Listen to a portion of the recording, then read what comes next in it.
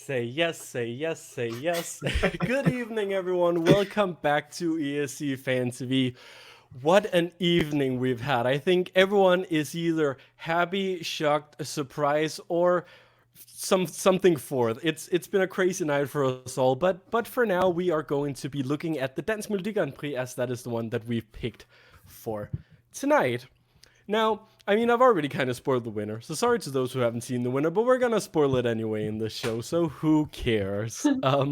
First of all, before we get started, of course, remember, if you are a brand new viewer of the show, then remember to click that like button, click that subscribe button, so you never miss any of our shows. Remember, you can also check us out on Instagram, Twitter, Facebook, Twitch. We're everywhere. And we love to share our opinions, and we love to share it with you guys. Now, let us get on with it. Let us introduce our panel. First of all, it's hello to Elliot. Hello, guys. And yeah, if you've clicked on a Danish show talking about the Danish national selection, you haven't seen it. It's your own fault, I think. I mean, we don't have to worry about spoilers, but it's in the title. Yeah. Also, we've had our fair bit of conversations here on the channel when it comes to the Danish songs, so at least some of us are happy tonight, right? Also, a big hello to Tom. Hey, Nicholas. Fantastic to see you. What an exciting evening it's been. It's been an edge of your seat thriller, I think, all over the place. It really has for everyone involved. And finally, hello to Gemma. Hi, good morning, good evening. Yeah, you have the rest of your day to be excited. The rest of us, we're gonna have to deal with how to go to bed after this exciting night. Are you kidding? I feel exhausted. I'm gonna go back to bed. Well, fair enough. Fair enough, honestly. I thought we were getting drunk after this. I'm sorry, because I missed the memo.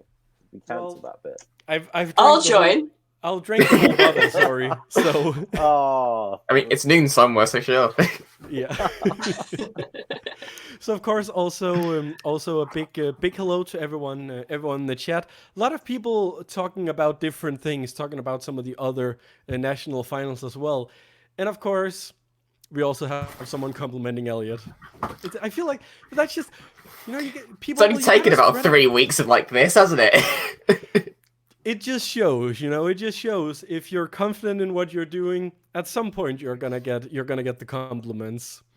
That's today's quote. Anyways, so tonight we saw.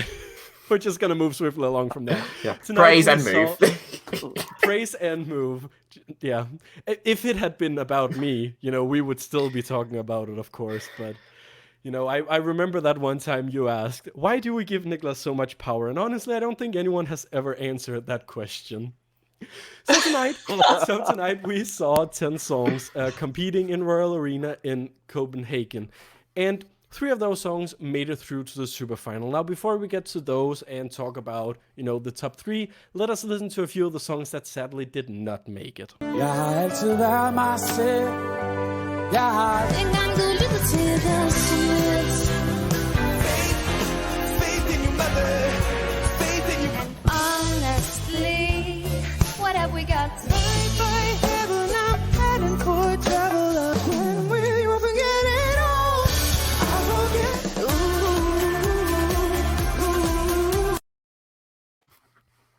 Yes, those were the 7 songs that unfortunately did not go through to the super final. I think it's a good time to start with Elliot here. Are there any of these songs you perhaps missed in the super final or anything? I mean, when we did this review, I did say my top 3 were Ben and Tan, Sis, and Jasmin, and obviously only Ben and Tan made the top 3. That being said, Sis, firstly, what the hell was she wearing? Like, it looked like her dress has got shredded, and she's like, Gran, can you just quickly whip me up something like this knitwear thing? It didn't make sense, like, even with the lighting, because the lighting was very, like, woodland, sort of shade of green, which looked beautiful, and then she's like, it just didn't make sense, really, the whole thing. And as for Human, now, I know Nicholas was probably doing a backflip when she didn't get through, but honestly, given I championed that song to high heaven based on tonight, no, it didn't deserve to be in the top 3. The voice wasn't quite there. I don't know why he was silver. Then he started beatboxing, which made my eyebrows jump up to my hairline. And with the live bands, this is the sort of song which doesn't work because there's so much electronic EDM in it. Transferring it into a band, it just doesn't work right.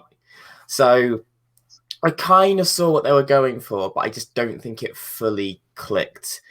So that being said, the 3 that went through, yeah, I think they all deserve their spot in the super final, to be fair. I think they all did. I think you have a good point there with a live band. I don't think I ever brought that up in our Denmark show, but it was actually something on my mind. Also, I just want to add, the reason he was silver was because he was supposed to portray a robot, which they told that in the postcard. It's like he portrays a robot because this song is all about losing being human, so he's like the example of that. I imagine. I feel like that was the point they tried to get across. And I mean, at least we had a giant table she was standing on to complement our giant chair from last year. All as well. Tom, So what's next year? Giant cutlery? Yeah, that's the plan. Giant spoon. That's the plan. Tom, were there any of these songs you were missing in the top 3? Yes and no. I had a bit of a soft spot for Faith, but I'm not sure if that was based more on the singer than the song, because it was a bit of divided attention this evening. I mean, let's face it. I mean, all the entries in tonight's final were absolutely brilliant anyway. I have to say, given the hype, I was disappointed in Human, and I wouldn't have probably put that through. The thing is, I look at the song Faith, and then I'm looking at the final 3, and I've got them written down in my notes here, and I'm like, I don't think I'd actually want to take any of them out and replace Faith with, I don't know, maybe I was just a top 4. Maybe I'm just indecisive. I don't know. But yeah, I think went through. Yeah, I think it's fair to be. I feel like there were a lot of quality. Gemma, what about you? Were there any of these songs you missed?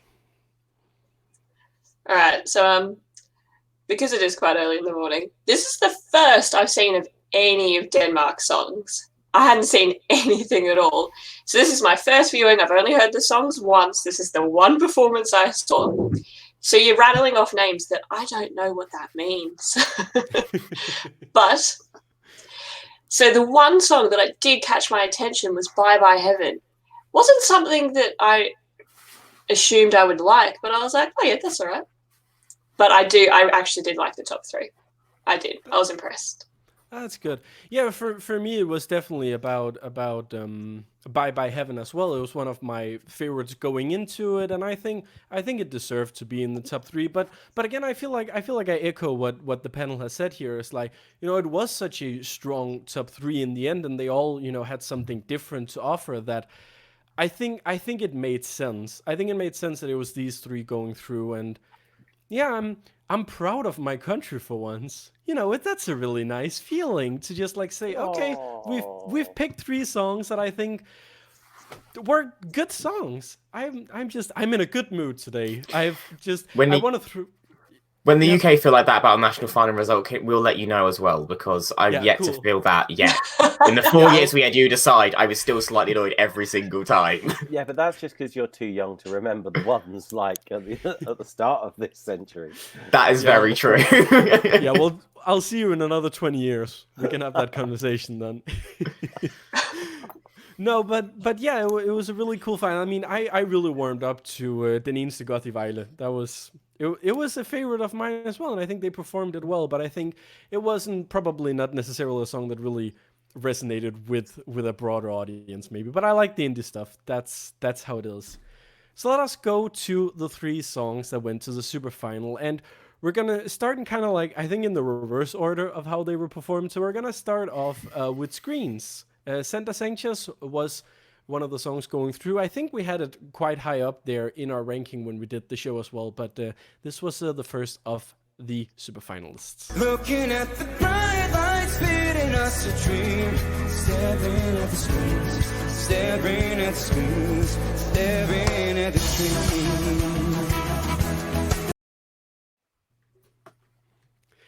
A cool electric feel. I feel like this is one of those songs that, even though it being very electric in that feeling, it actually translated rather well to the live band. Gemma, what do you think? The first time I watched it, I was very confused. I couldn't tell if I liked it or not. So thankfully it got through, and I could watch it again. And I really liked it the second time. I felt like I understood it a bit more. And I mean, like anything that's bright and colourful gets my attention. But yeah, no, it was a good beat. Possibly not my favorite. Fair enough. Tom, do you think this was this would be when you saw the finalists getting announced? Did you think this was a contender for the big win? Yes. But then I thought that of all three. To be honest. I liked the fact that it was really catchy. I loved the staging of it, and I thought that the way that he was dressed and everything, almost like, and this is meant in the nicest possible way, a cross between Boy George with the earring and a bit of Courtney Act thrown in for good measure as well in terms of the clothes. But do you know what? I loved the performance, and I thought it was so strong. I would have been happy if this had got through to Rotterdam, but I would have been happy if the other two had as well. So, you know, it was one of those win-win situations to me, which let's face it, it doesn't happen very often, does it? Sometimes that we get these wonderful win-win situations. You know, it's a shame he didn't necessarily win, probably the weaker of the three, but when we're looking at sort of like putting probably like a wafer between them, not even that, that's not really a distance at all, is it? No, it isn't. And I think this was up there for me as well. And I think I even had a point, because I mean, we'll get back to it later, but I had my disagreements when it came to the staging of Yes. And when I saw these three like back to back, I was like, well, this one has a stronger staging, so maybe this will be it. And it very much depends on what kind of audience was watching tonight, because obviously, I mean, I'm not going to talk too much about it, but with the whole no audience, it meant that we couldn't really hear in the arena who was the favorite, obviously. So it was a very open year in that respect. And I feel like also we should just appreciate, you know, the kind of level that we've actually seen in Dansk Melodi Grand Prix this year, that we are talking about these songs so positively. And I hope, you know, from the bottom of my Danish heart, I really hope that this means that we'll have some good years ahead of us. I mean, not that we can afford hosting right now, but we'll figure something out. Elliot, what's your take on screens? I mean, yeah, if I honestly think if this was just purely on the first performance and there wasn't a super final, which Dansk Melodi Grand Prix has, I think this would have won, because first time round, I thought this was really solid. Also, I want his jacket. That jacket was amazing. I want it. Well. Would not lose me in any club going. Love it. And yeah, like when you interviewed him, he seemed very earnest and very serious and wanting to get the message across. Like, and he did. Like vocally, he was a lot stronger than I was anticipating, to be honest. And I really enjoyed it. And you know, looking at who wrote the song, you know, you had biggest name out there, which I know straight away, was Jonas Thunder, who's done so many, you know, Eurovision songs and songs like that. You know, he's worked on Bigger Than Us. He did Malta's Junior song this year, just gone. He's done a few in the national selections, which are fan favourite. So again, it all just seemed to be like this melting pot of this would work for Eurovision. And I do think if Denmark had sent this, it would have done very well and they could have been very proud of it. Yeah, he was definitely my surprise for the evening, and I did think he was going to win at one point. Well, do you want to know what I first thought of his jacket? Go ahead. Okay, so back when Copenhagen hosted Eurovision in 2014, out the back in the front court, there was these lights that was basically made out of the same material and color that he was wearing in his jacket. That's all I could think of. I was like, they're the lights from the arena. You just took them and stitched them together. Yeah. You know, there we are. The world is all about recycling these days, so I can respect that. So that was screens. Obviously, it was never revealed. Usually in Dansk Melodi Grand Prix, we reveal which song came third, which came second, which came first. They didn't do this year. It was solely 100% public voting. In the super final, the jury was only there for the first part, so it may be released in the next couple of days which of these songs came third, but I think there's a strong chance that this one came second.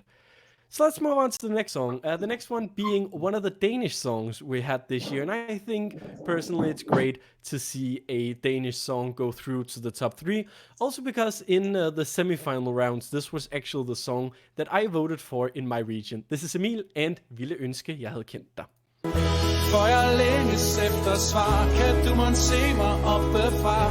Føler at du stadig er her. Et sted i mig. Men verden væltede på din vej. I hope that video played for everyone because I had a little bit of problem getting that started. That was another one of the songs. I'm gonna go to Tom first. What do you think? Were you surprised that this one went through to the super final? Do you know what? Absolutely not. I always remember back when I was a wee young lad listening to the dulcet sounds of Terry Wogan, and I know that's like swearing in Danish, but he always said there was nothing more dangerous on the Eurovision stage than a man with a guitar. And I think this exactly summed it up. I mean, the moment I saw the staging, the moment I heard the song, I knew this was going to be a massive contender and could actually possibly have walked away with the whole thing, to be perfectly honest. And I know Elliot said that he wouldn't have been surprised if Sander was the one that had topped the vote in the first part of the show. But for me, I think this one was probably the one that probably came out on top, I think. Because you had that really nice, simple staging. And you had, I mean, I have no idea what those lyrics meant, but there seemed to be some deep meaning to them. That, you know, I just liked the vibe of it. And I wouldn't be surprised if this was quite close in the voting as well. You know, always a dangerous thing in Eurovision, always a dangerous thing in the national final. Put someone up there with an acoustic guitar and watch those votes roll in. Definitely. I just want to remind people, for those who maybe don't remember or maybe haven't seen our preview show, is that the song translated into English would be Wishing I Would Have Known You. And it's about his grandfather that he's heard a million stories about, but he never got to meet him. So the song is about how he wished he would have known him and what he kind of wished those two would have had together if he had been alive at the same time. If they had been alive at the same time. Elliot, were you surprised this one got through? I was, but partly because it's a song in Danish, and Denmark never put a song in Danish in their final three, first and foremost. That's partly why. And also because, you know, this didn't directly go through the region, I think this was one of the wild cards as well, so it didn't really have the public backing from the sounds of it as well. But tonight, yeah, again, as Tom said, there's something dangerous about a charming, young, handsome lad with a guitar. Because I was won over by the song, and I'm not going to lie, I was won over by his looks and his wardrobe as well. I have no shame in saying that. And, you know, like I said, it was a beautiful message. And, you know, I'm pretty sure a lot of people, you know, who are watching, who can understand the Danish and lyrics, probably felt, you know, in tune with that. And, you know, it was very well done, and it was very sweet. But like again, the whole staging, as soon as I saw it, my brain just went Tom Dice, and it did switch off for 3 minutes. That's not a bad thing, but it's just where my brain went straight away. Yeah, I think that's a very fair point. And Gemma, your final thoughts? I really liked it. Like Tom said, I liked the vibe. The vibe was just really nice. I just I was watching it and I was like, this feels like a good Eurovision song. I wasn't sure if it was going to do very well though, because in my brain I kind of felt like it was a little bit old. Like this would have been amazing, I don't know, 5 years ago in Eurovision, but it still works. Well, some things just never get old, does it? I think, you know, being the only one here who could understand the lyrics, it definitely resonated with me, and that's why I voted for it in the first place when it came to the semifinals. Not necessarily the strongest of the bunch, but I was actually really happy that this got called out to the top 3, because I think we've talked about this on the show before. We've talked about how it is important to believe in the message you're singing about, and I think in this case it was very clear that, you know, this was a personal song for him. This was a song that meant a lot, and I think that came across to the TV viewers. Also, you know, he just got to sit there all in the quiet. There weren't any distractions. We just got to focus on him, the band, and the music. And I think it's one of those really beautiful moments that you so rarely get in today's big TV production. So I was really happy about this, and I was happy to see it. But, of course, I was also very, very happy when we had a winner announced. I've been hyping up Yes ever since it took part in the semifinals. I've got to interview them. They are absolutely lovely people, and I'm sure they're going to have a fantastic party with everyone in Rotterdam. Here is Ben and Yes. My heart is beating really fast. I've got an arrow through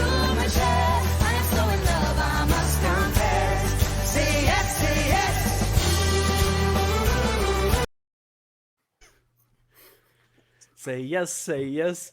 It's been a great day all around. Elliot, at the end, were you happy to see this win? Okay, yeah, I mean, all said and done, yes, Benetton did deserve to win. Although I did love Human, this was my second place, and it's a very good song, and I understand why the fandom lost their mind when this first dropped in the semi-final as well, because it's just such a happy, uplifting, puts a smile on your face song, which is easy to follow. I know Denmark don't like to change things regarding staging their outfits, but Ben and Tan, because I know they were probably watching this because, Nicholas spoke to them, they again seem lovely. Please change your outfit and sack the sliders, because I don't think it worked at all, sadly. I wasn't a fan of it.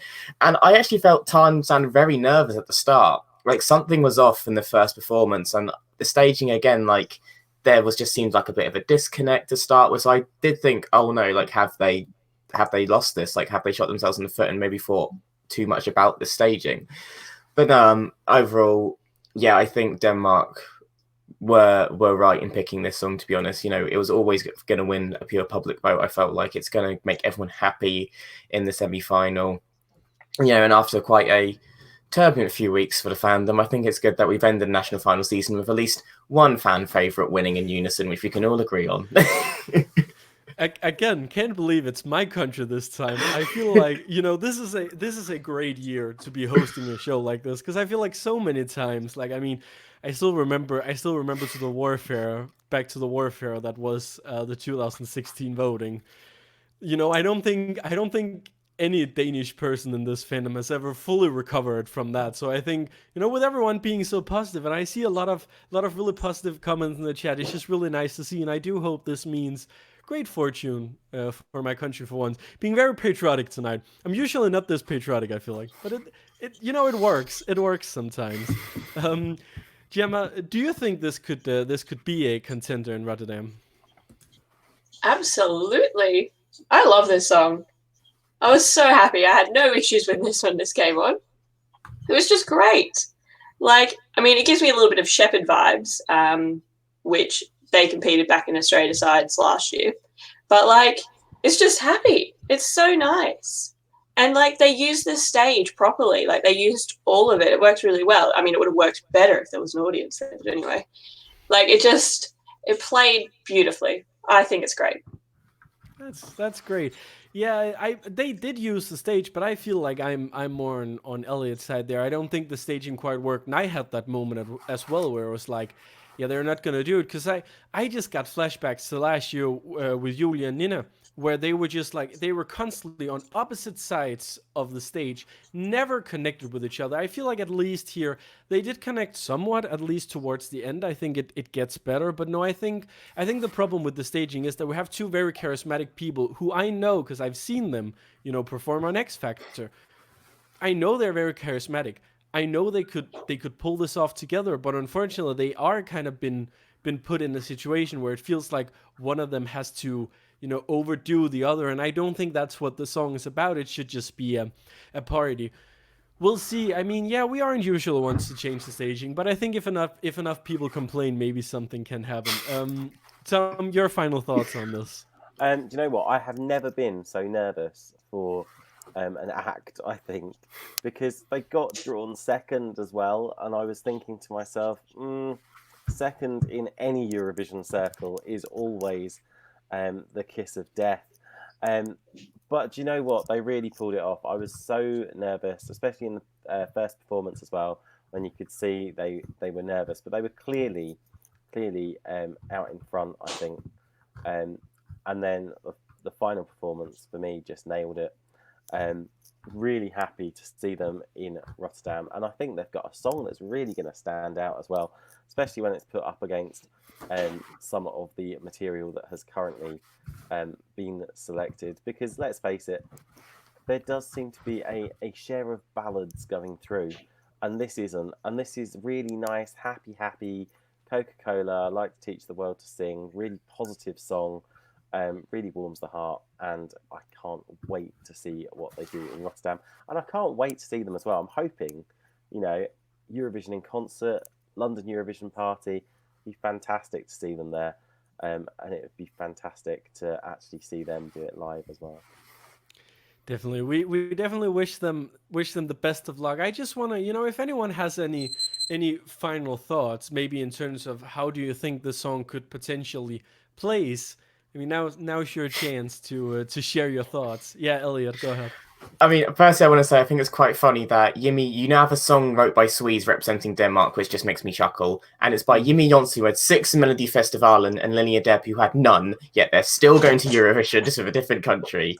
Yeah. And yeah, I think, Ben and Tan, I just looked at who's in their half in the semi-final, and they're in the second half, and there's nothing like this at all. So I think this will be the perfect semi-final closer, just to end it on a really uplifting note. And if they are drawn to close, I think Denmark will do very well. I can see this getting through. I mean, it just puts a smile on your face. It makes you happy. So I think Denmark will be in the final. I think they can do very similar to what Leonora did last year. And, good on them. Yeah, it's going to be interesting to see. My only worry right now, and I'm going to say it now, and I'm probably going to jinx it, and we're going to have a great time in May. I feel like if this goes to the final, and with the kind of songs that we expect to go to the final, could this be the final show opener? Could it be the one opening the grand final? Only if it draws out that first half thing from the. That's true, but if it does, you know what? I don't see it. I reckon that it would probably get placed if it was in the first half. I could see it being placed around the 8th or 9th position in the running order. Basically, because I think it is so happy and I think it is so positive and things like that. I don't think you'd want it at the start. I think you'd want it kind of midway through, as kind of keeping the momentum going. Yeah, that's where I would place it. I still think you're on course for top 10 would be my pitching for that. That would certainly be nice. I'll take that. I mean, I wouldn't want us to perform first either, because we know how that went for example. I think a great example is Chameleon last year, which is just like, it was a song that was special, but putting it first just meant, well, there's a lot of other special songs as well, and it's just so it is a feeling where maybe if this was put first, people wouldn't remember it because it's fun, but it doesn't necessarily have that like moment where it's like that's what you grab onto and remember. So it's gonna be very interesting to see. I'm very happy, at least. I'm very happy with all the national finals results we've had this night. I don't think anyone other than me can say that, but it is what it is sometimes.